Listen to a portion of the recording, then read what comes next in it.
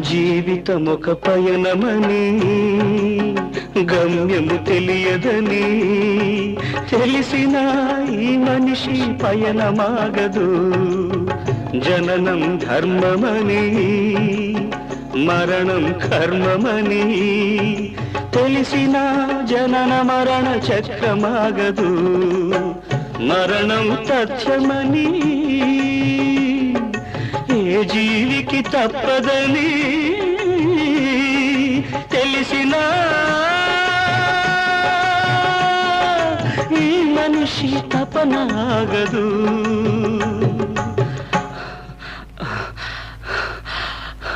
ఈ బ్రతుకు తపనాగదు. ఆగదు ఏ నిమిషము నీ కోసము, ఆగితే సాగదు ఈ లోకము, ముందుకు సాగదు.